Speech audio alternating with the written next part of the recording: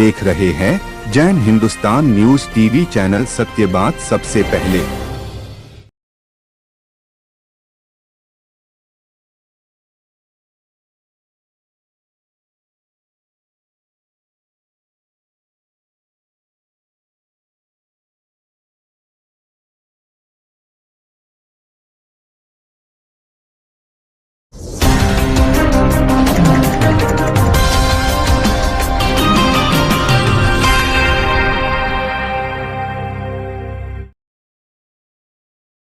ने देखा है, सफलता ने अभिमान नहीं दिया है, विनम्रता दी है। समाज को 40 साल नहीं लगने चाहिए, ये भी संकल्प है। और हम जो यहाँ पर बैठे हैं, हमारे बच्चे अगर ये तैयारी कर रहे हैं तो आज ही से संकल्प ले लें। लक्ष्य देखना है तो बड़ा देखना है, उसके लिए प्रयास करने हैं। और अब हमें इसकी राह क्या है, इसका रास्ता क्या है, ये आदित्य को मालूम है कि इस राह पर चलोगे तो आप भी यूपीएससी क्रैक कर लोगे। इसलिए हमेशा ये हमारे साथ बने रहेंगे। चक्रव्यूह भेदने का समय आया तब अर्जुन को आता था, बाकी किसी को नहीं आता था। अभिमन्यु ने कहा मैंने गर्भ में सुना है 6 द्वार तक तो मैं भेद लूंगा, 7वां मुझे नहीं आता। लेकिन आदित्य 7 द्वार भेद सकता है, ये अर्जुन है, इस बात को हमें जान लेना है क्योंकि ये पहुंच चुका है वहां। एक बार फिर से मैं पटना वाले व्यास परिवार की ओर से इस बेहद खूबसूरत अवसर पर, ये पारिवारिक कार्यक्रम है, परिवार की परंपराओं के साथ जिस प्रेम मोहब्बत और खलूसियत के साथ हमने परंपराओं का निर्वाह किया है, आप सबका दिल से बहुत बहुत आभार, बहुत बहुत धन्यवाद।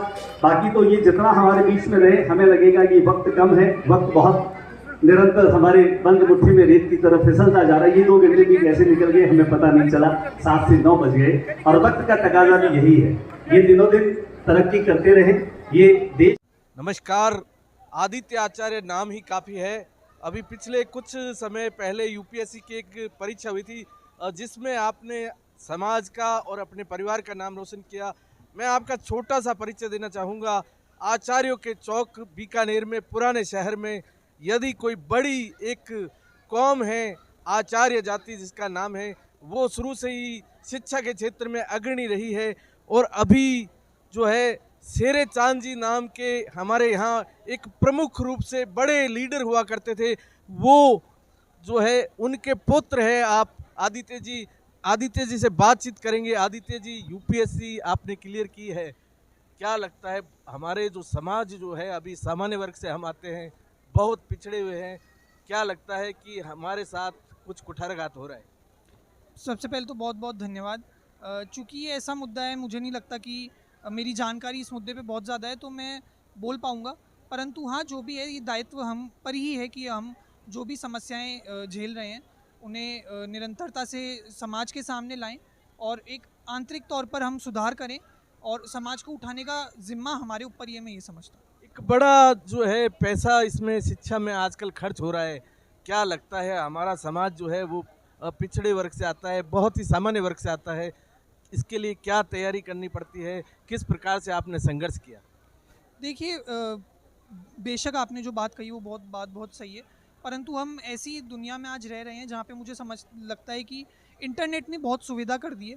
बहुत सी चीज़ें यूट्यूब पर अवेलेबल है, टेलीग्राम एक ऐप है, उसके ऊपर काफ़ी चीज़ें अवेलेबल है।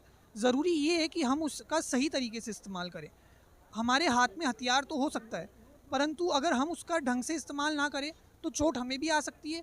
और हम अगर उसका सही से इस्तेमाल करें तो हम जो हमारे ध्येय है उसको भी प्राप्त कर सकते हैं। तो ज़रूरी बस यही है कि जो भी हमारे पास संसाधन है, सीमित संसाधन हो चाहे, परंतु एक ध्येय को पकड़ के उसकी तरफ लगे रहें और उन सीमित संसाधनों में हम जितना प्रयास अपना कर सकते हैं करें, और बेशक हमें सफलता हाथ लगेगी, मेरा ऐसा मानना है। भारतीय प्रशासनिक सेवा एक बड़ी सेवा है, उसमें लगभग बड़ी तैयारी करनी पड़ती है। लगभग कितना समय लगता था आपको अपने पढ़ाई के शिक्षा के क्षेत्र में, तब जाके आपको ये सफलता हासिल हुई?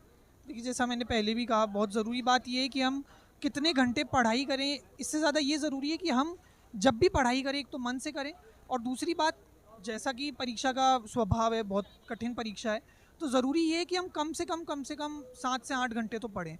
और अगर किसी में और श्रद्धा है किसी स्टूडेंट में, और जो कि इस परीक्षा के बच्चों में होती है, तो ज़रूरी है कि वो 8 से 10 घंटे भी अगर पढ़ सके तो बहुत है।